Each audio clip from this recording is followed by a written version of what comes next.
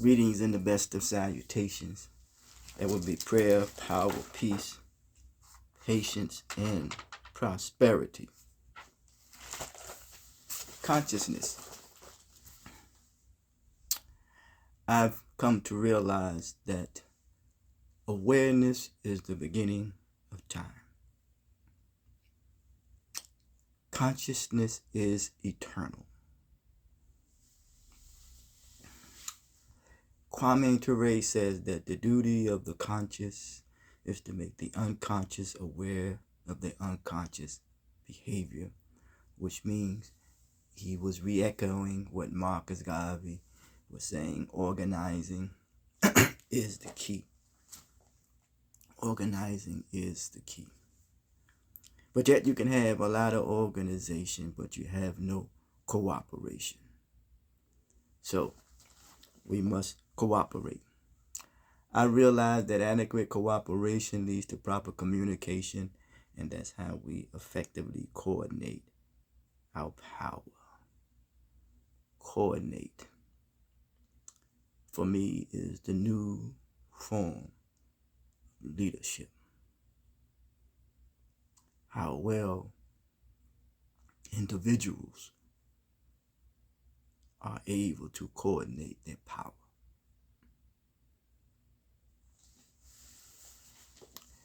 There was a brother by the name of Reverend James Bevel,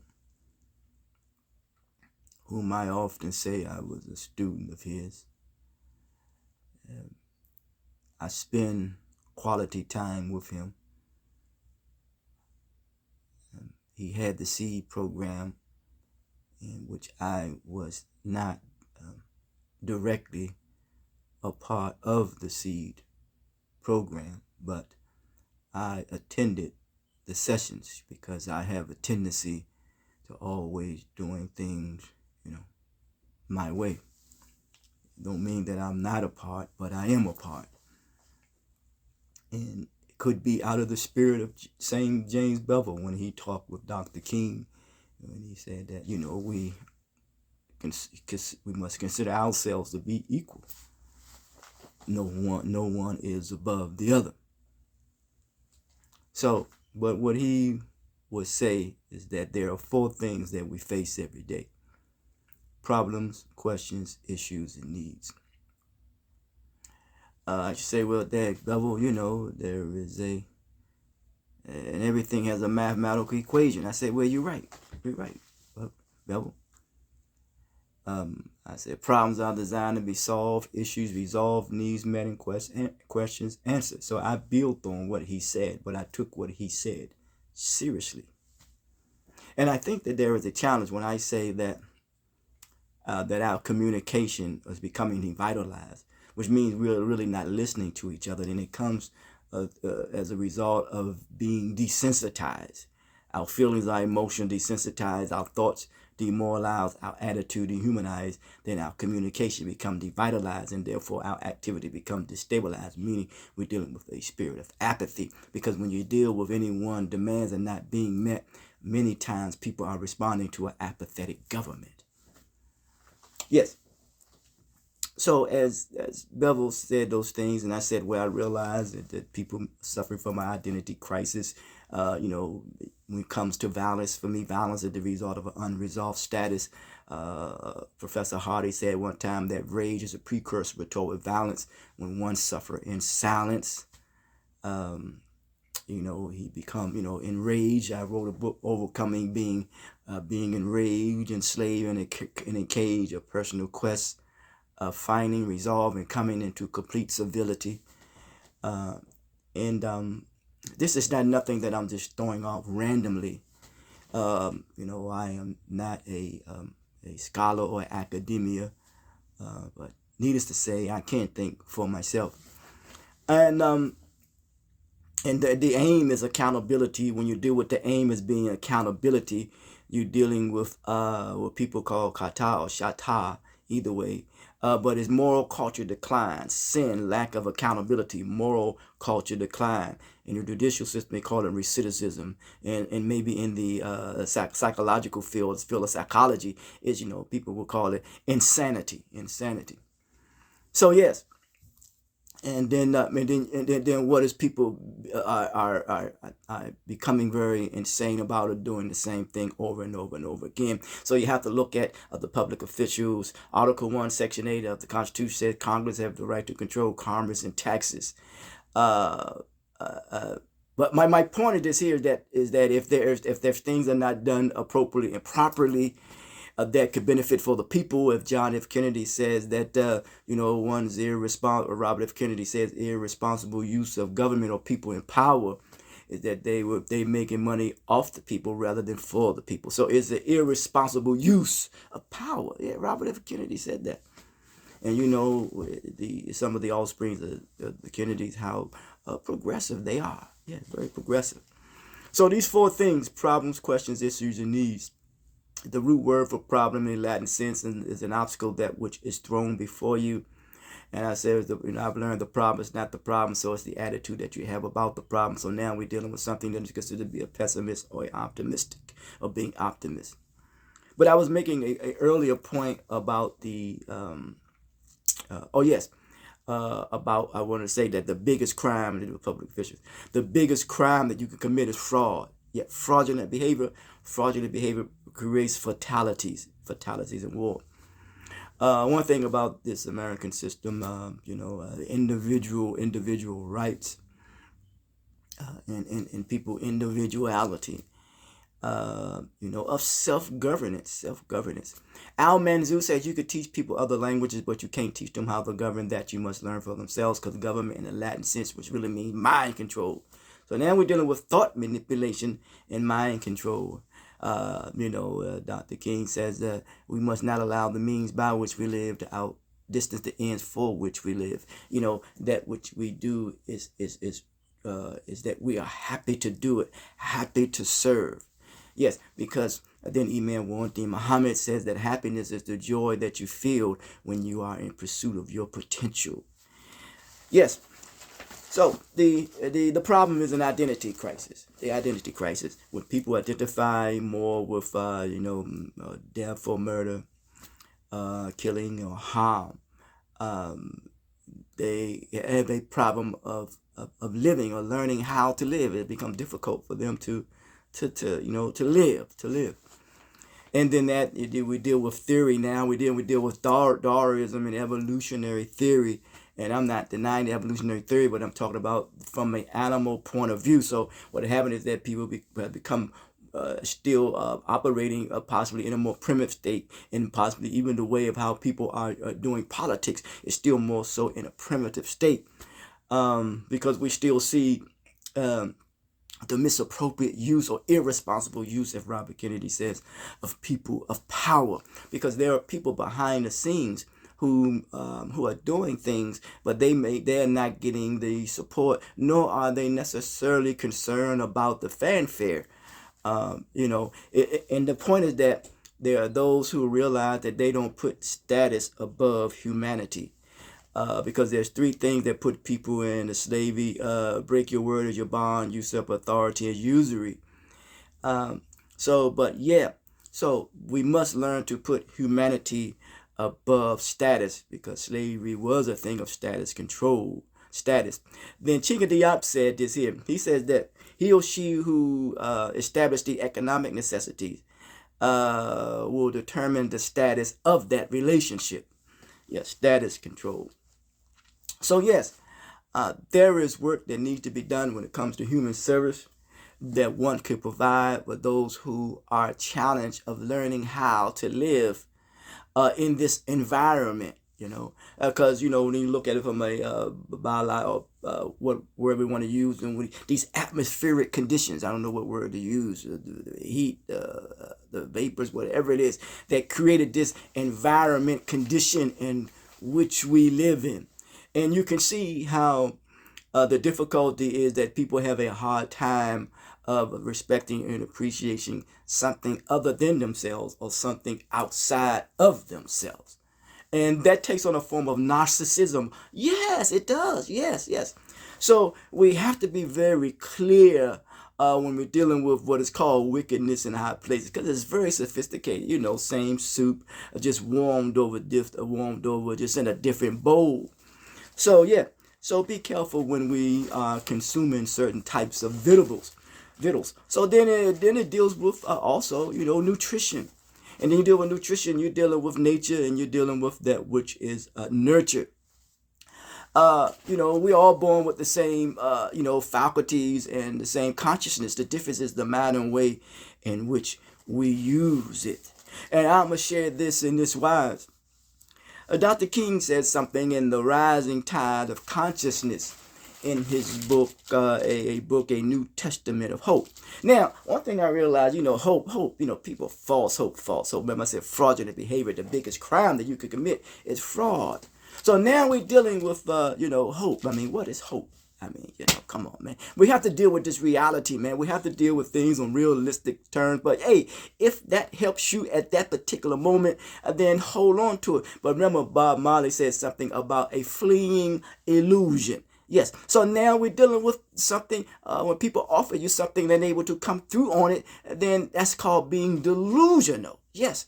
So now we're dealing with not only a spirit of apathy, but we're dealing with people who are not only irresponsible use of power, people in power, but we're dealing with people very delusional. Not only are we dealing with people very delusional, but we're dealing with people who are very arrogant. Yes, very arrogant. And think that they can continue to insult the intelligence of the people. Remember, consciousness is eternal. We're all just being refined particles, recycling over and over and over again into a physical body. Huh? Yes. And the consciousness rises every day. So be it. So yes. And the word testament really means a test is designed to see how you process information meant to test. And testament, which means to strike a balance. That means we must learn to have the balance, the yin and the yang, the up and the below, the right and the left. It is in the balance. You see, we must have the balance is the key to life. Yes. And it's all about attitude. We have a balanced attitude. And as I understand it, I teach the maturation process. That is the third component. It is temperament/temperament. And that deals with one attitude. We have a balanced attitude that makes you very coherent. It makes you understand the importance of receiving what I call it's a psychology term, cognitive therapy. So the cognition. We deal with the word cog. You deal with a cog that is in the wheel. You deal with the word ignition, which means when you turn the key, there is a spark. A spark, a drive, a determination, a will, you know what I'm saying? A drive for you to what? To continue on. He says this, a rising tide of consciousness. This was an abridged version. He said this. What are the factors that led to this new sense of dignity? Because what he came to restore is the dignity of the people, of his people, the dignity. Because remember, we're dealing with people of irresponsible use of power, people offer false hope, fraudulent behavior, people are we're dealing with a spirit of apathy, and people were very delusional. To restore the dignity, because we were born with dignity and nobility. This is what Islam says. We're born with dignity and nobility. And Christian says we're born in what we call, sin. As I said, sin is to miss the mark, moral culture decline, lack of accountability. See? Yes. So, a new sense of respect, a new sense. We all have 5 senses. A new sense, because the struggle is common sense versus nonsense, progression versus regression. That's why I say we must learn to reason from the premise of conversation. Yes. And then you hear with the word convert. Yes. A part of the Negro, parting the way, opening the way of being able to travel through in a world of abundance. Horace Mann talks about education, about accessibility to education and access to, forgot one of the things else he said, access to. But my point of this here is that, even Malcolm Melvin talked about he couldn't believe people didn't have access to wealth, and wonder why people respond and act the way that they do. People are only responding and react due to the extent and the damage and the injury that has been done to humanity. So come on, man. That's yes. Okay, we must first mention the population shift. Popular, that which is popular. I think Imam Wandi Muhammad talks about that which is popular. Then he said principles in which to stand on. I forgot what he tied it to though, but I think I don't know if it was leadership or what have you. Not trying to put anything on the brother, but these 5 things are important. And I added a few, I believe, that which is popular, which associated with trends, principles, institutions, and culture. And then I added that custom becomes culture, and then as a result, you produce what is called leadership. Yeah, leadership. So now, and we know and deal with mass media, we know we do things that which considered to be popular because, we want to be seen. We need attention, but I say many people want the wrong type of attention and really people need doctor attention. So I say I try to operate as a social health engineer to counter what has been constructed to work against us. So therefore I say I am a social interventionist, which means one must learn what's intervened in affairs and all these stigmas that is placed on certain people, titles and labels, what have you. When people need help, when you talk about human service, that people really need help, man. If their stigmas are tied to it, they will shy away from getting the help that they need. Yes, because we're really dealing with deviant behavior. When you deal with deviant behavior, you got to realize that people are unable to distinguish sickness from health. Sickness, what is health? So, and then you deal with sensationalism. Yes, sensationalism. And, when you look at media, press, and television, they don't have no problem with it because it's all business. To them, they will promote this, the sickness. They will promote the sickness. And there is no balance, in anything you have got to have positive and negative. He says for many years, they mentioned the shift. It's like a paradigm shift from rural to urban. Rural. Now, rural is an area where people consider to be not urban, more agricultural considered that. And Diop says that that God is auguring in thought. He says the people saw the rainfall from the sky to produce the crop. Must be a God somewhere auguring in thought. Then some folks look at God as being the word geometry. Some look at it as something that is generated, and then look at the word O, something considered to be order.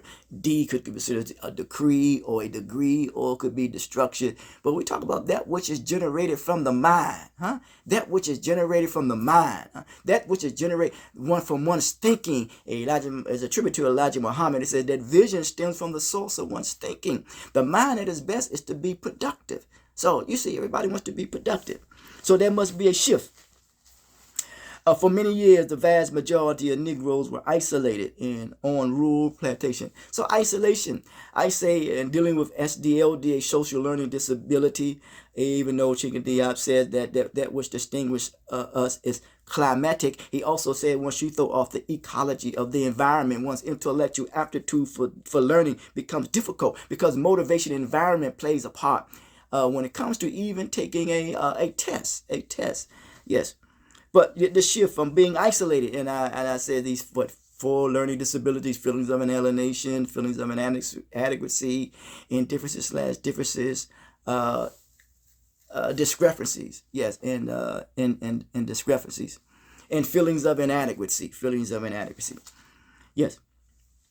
Rural life and urban life. Urban. That which bands together. Rule, that which rule over you. We have to deal with the environment in which we live. And you look at the word environment, you have the word you have the word iron, which is a chemical, which means there must be a balance because the body itself is a chemical. So when sometimes we take things inside the body, all it does, it could offset the chemicals or compound the chemicals that is already in the body, and then therefore you become what? Addicted to it. But yes, some say there is an addiction. People who know there's addiction between, it says substance and addiction. But then some may say, well, there is no real clear definition. I mean, you can give a definition to something that doesn't necessarily identify you, or you can necessarily have to identify with it.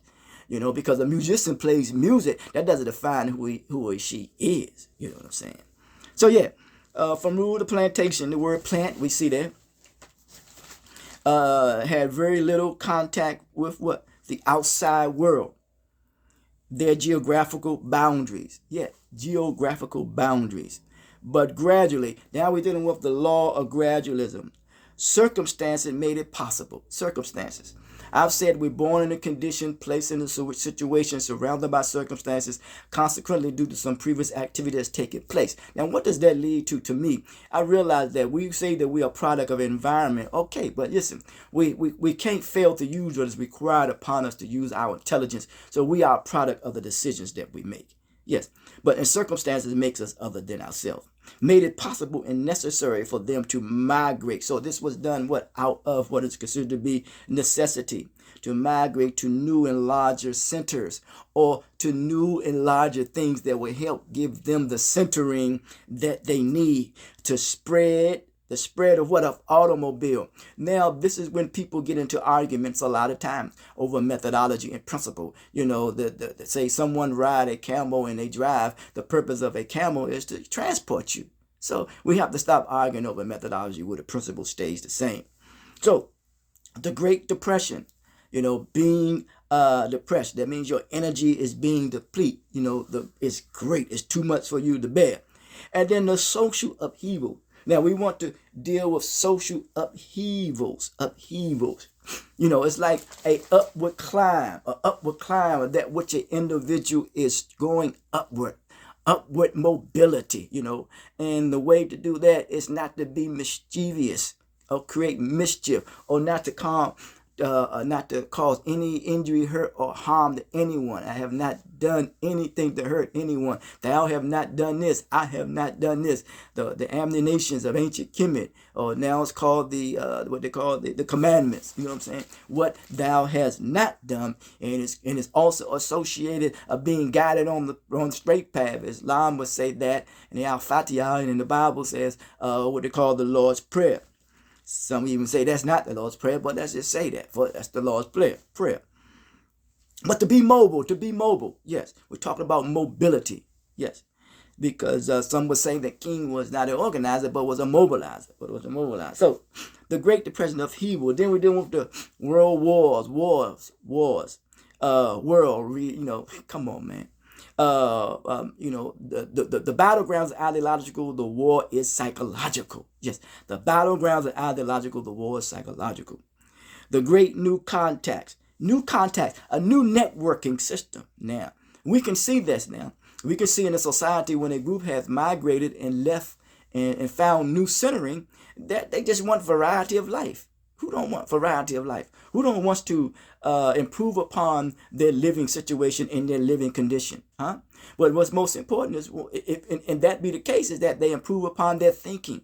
Yes, their thinking becomes more broader. You see, broader outlook. These new levels of communication, some will say levels of consciousness, levels of communication, because that says adequate cooperation leads to proper communication, and that's how you effectively coordinate your power. New different attitudes, New different attitudes, new perspectives.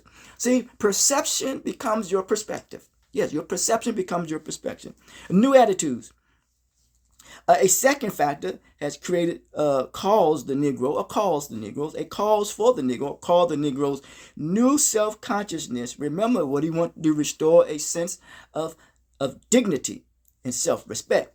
The fact that it has called the Negroes new self-consciousness paid rapid educational advancements. So what I'm saying is that if those who have advanced financially, economically, politically, educational, academically, however, is there restoring a new sense of dignity and self-respect in those who were denied that. You know what I'm saying? If you think about it, those who were denied that, but yet knew that they were born with dignity and nobility? Did their religion do that? In the book of Christianity, Islam, and the Negro race, I think Edward Blyden talks about that people who came to Islam, that they added value to Islam. When you allow something to add value to you, but yet you are here to come add value to it, because we are born in this environment. This environment designed it is a benefit, so we must learn to benefit from it. As we learn to benefit from it, we benefit from each other. That means because this is a world of an abundance. Yes, it is for all to share. The Native Americans knew this here now. You know what I'm saying? And I'm not saying, that what we call African Americans or blacks or Moorish signs, whatever we want to call ourselves in this wise. Doesn't matter to me, that we're here to benefit from each other. You can identify and call yourself Balayan, whatever you want to call it, as you choose to identify yourself with. But remember, it's more to you than meets the eye. And I ain't talking politics, because these national identities, it's just politics to me. Hey, but that's okay. That's fine.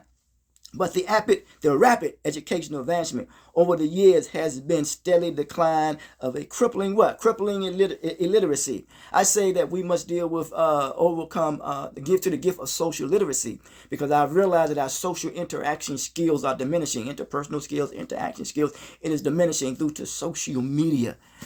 And common courtesy seems to be almost out the window, even when we interact with one another. Then we deal with human relations and human relationships. And what's distinguished this is very clear. The human relations is the way we've connected. The human relationship is the actual connection itself.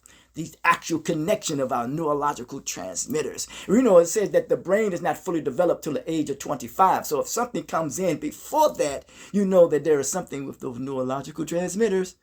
Yes. So the crippling illiteracy, I would say give to the gift of social literacy, to overcome illiteracy, ignorance, and hostility as it pertains to the language of social obscurity.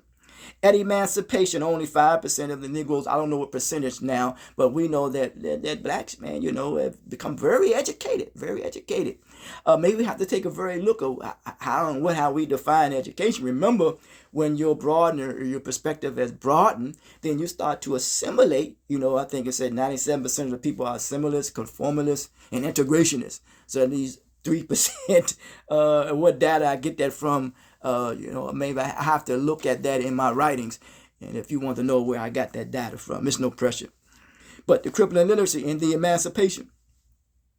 But yes, constant streams of the Negro students are fishing colleges and universities every year. More than 1,600 Negroes, remember, restore the sense of dignity and self-respect. Dignity of self-respect. We're looking for a model. And anytime you represent progress, and people don't like that, Ida B. Wells knew that, and he says she promoted self-help. And she realized that there was some brothers who owned business next to another group of people, and they got killed, they got murdered.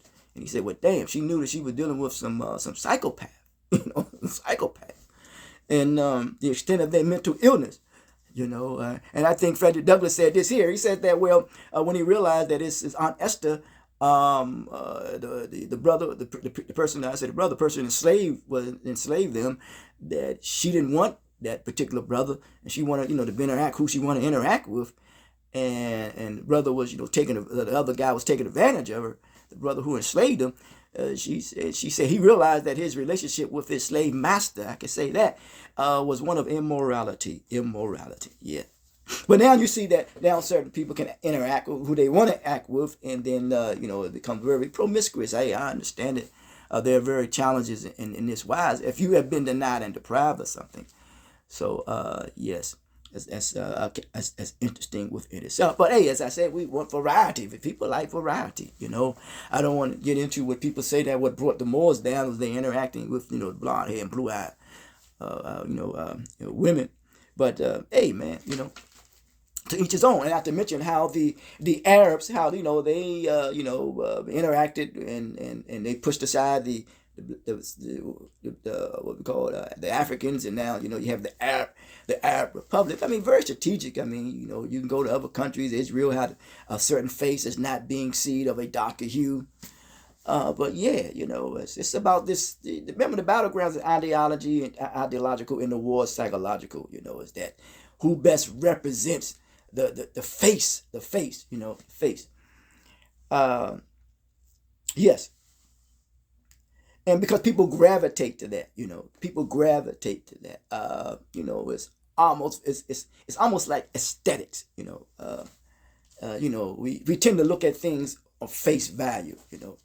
Rather than the causal root. Very strategic for people to do that. Like Chicken Diop called it the 1675 BC when the Hescos went over to Africa. They called it ignoble people, cutthroat people. Yes. And now, people don't want to tell. He called them the Hebrews. Yeah, okay. Yeah, you think on that one now. People become very extreme, very extreme, man. I mean, Emil Jamel, the former H. Rap Brown, said that which is oppressing us, oppressing people, is ignorance. And Amos Wilson would say, Dr. Amos Wilson would say, well, if anything that is a problem, you should create a program, a program that help overcome what? Ignorance. Yes. So, criminogenic society, it's fine, but let me tell you something. There are certain ideas and values that humans have in their thinking, and what they have created is just it's the intentions and the manner and way in which humans are using it. It's just wow. Whatever it is, chemists would say that drugs is all right if it's in the bottle. The problem comes when it's injected in a living organism. That becomes the problem. It's the intention in which you use a thing. Yeah, we're all diverse humans. We're very diverse people. We're diverse, and think about it: a variegated society where we all contributors, not to our own demise, but we are contributors to the development of our intellect for the betterment of humanity and providing a human service to people, that will restore the dignity and self-respect to each other's humanity, That's why I say that which we hold in common, the commonality, is that we are here living in this reality. That is the commonality that we have. The other commonality, we're born with the same faculties and the same consciousness. But it is the nature or the mind and way in which we use a thing. So if there is an open enemy, it is not being able to control our instincts. Einstein says gives him imagination over knowledge, but we have to have the knowledge. But he says give him over imagination because you can imagine a bridge that you can build to connect, to travel. Look at it, how the birds function. Look at how the fish function, and look how humans function. So yes, this constant streams. Hundreds of Negroes, the highest academic degree bestowed by the American universities, the educational advances have naturally broadened his thinking. So, from being isolated to traveling, through his education, through reading, through writing, those things which he has been denied of, starting to broaden his perspective. He's starting to see value or starting to build and add to his own value. And be careful in doing so. He could be adding the value and perpetuating a monolithic structure and the irresponsible use of power at the expense of exploiting others who have been left behind. So we say that people are poor. People are not poor unless there's someone who is saying that they themselves are poor in spirit for saying that and categorizing and classifying people. People are being exploited. Don't be delusional. Don't be deceived. In the world, but also how he viewed himself. The third factor to produce a new sense of pride in Negro was a gradual improvement in his economic status.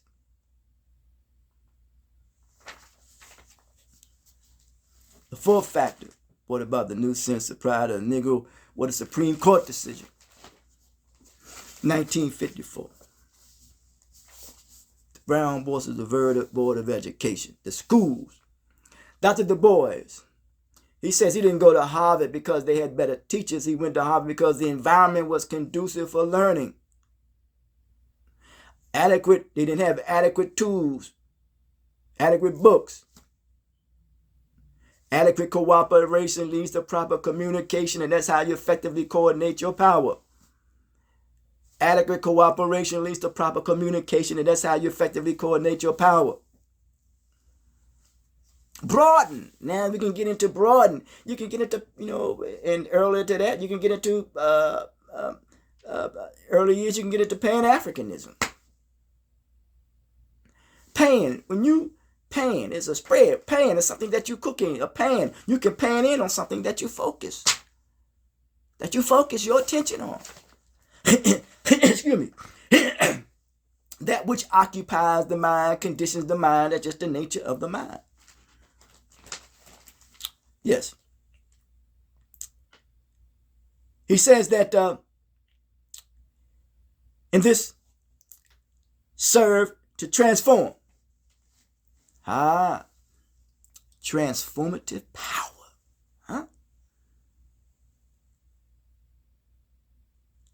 The fatigue of despair into a buoyancy, he says, of hope. It further enhances the Negro's sense of dignity and self-respect.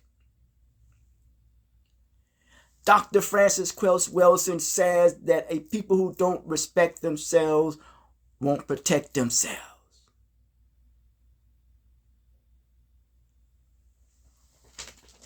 Fifth factor has accounted for. Now we're dealing with accountability. Remember, I opened up and staying dealing with a spirit of apathy, being, becoming delusional. People offering a false sense of hope.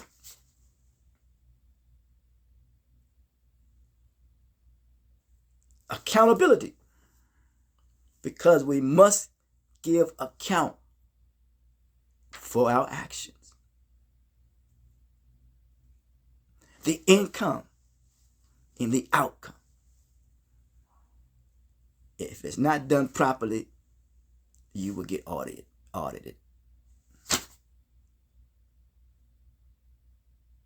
And aren't we on audit or on this plane of existence to give account when it comes to the consequences of our actions? That which our conscience should convict us of something when we know it is not right, unless you have been desensitized. No. Your feelings and your emotions, your thoughts, your thinking, your attitude, your language, and your behavior.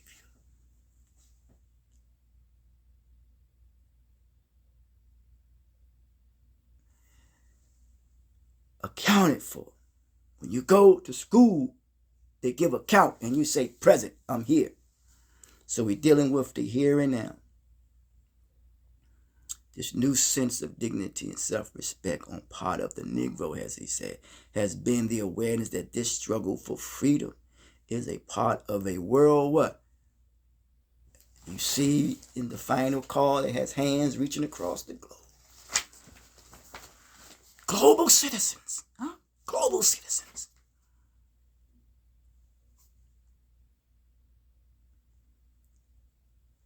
That the model has been set, how the struggle, so what they call the spiritual movement or civil rights struggle, affect worldwide.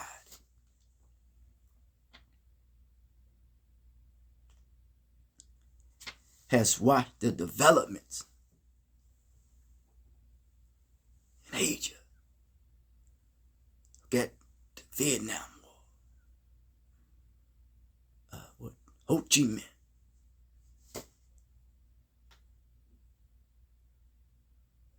Some of the brothers connected with Mao Zedong.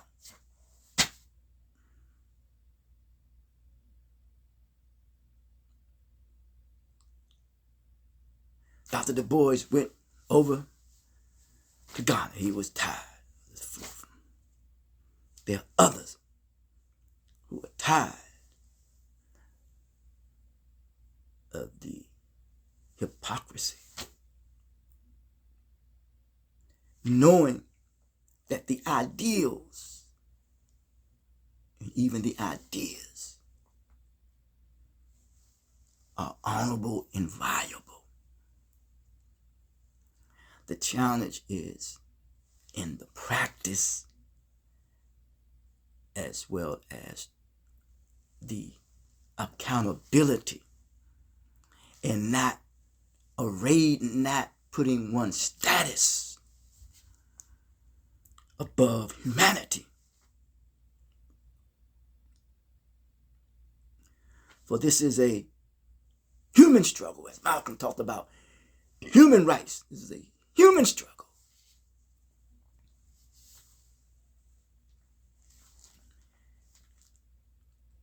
And may we continue to come to this conclusion, if there is a conclusion, that this struggle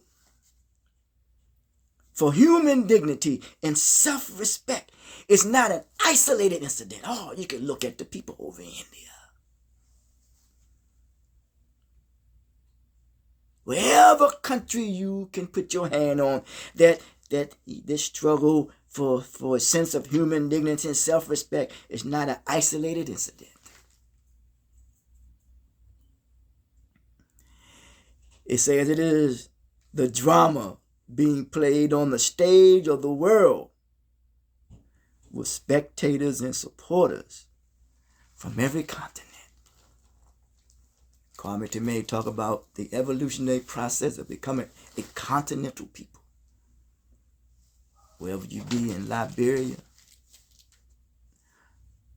wherever you may be, the struggle that they have over there. It's called Little America, as they call it. So I say that those who are struggling from any form of addiction or mental or social illness or whatever, don't feel all isolated, don't feel alone. Reach out. Human services are there. There are people who can assist you. Search the web, the internet. Use it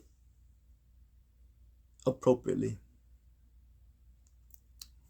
Use your feelings, your emotions, your thoughts,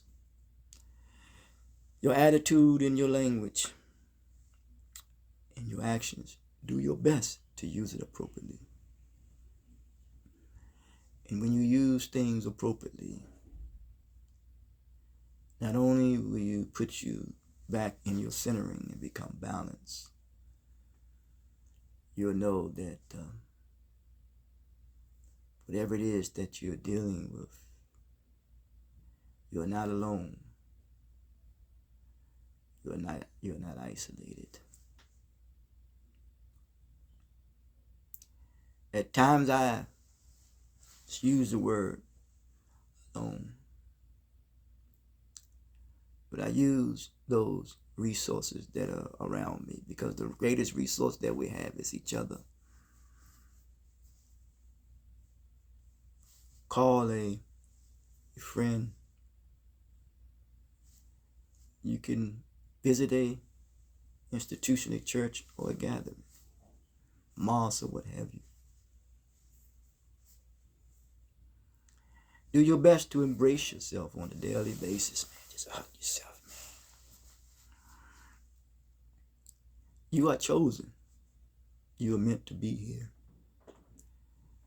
And that's why you are here.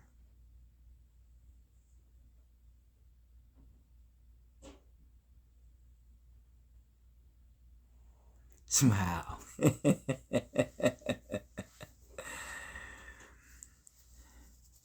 Reverend Wally Kevin, teachers of teachers, preachers of preachers, when it comes to reverence from the heart.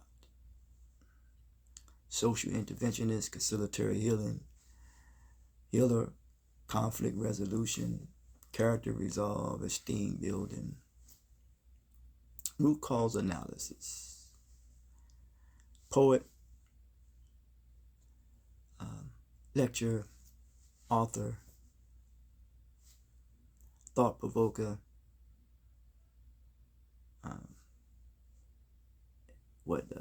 educational enthusiast. These are terms that people have shared with me, not that one of them I came up with. That is a social interventionist. And the reason why, because maybe you want to help any stigma that is placed on any individual and labeling that you put on yourself, and you allow others to put labels on you, that it prevents you from getting the proper attention or help. The help that each and every one of us need. And may we do our best to help ourselves.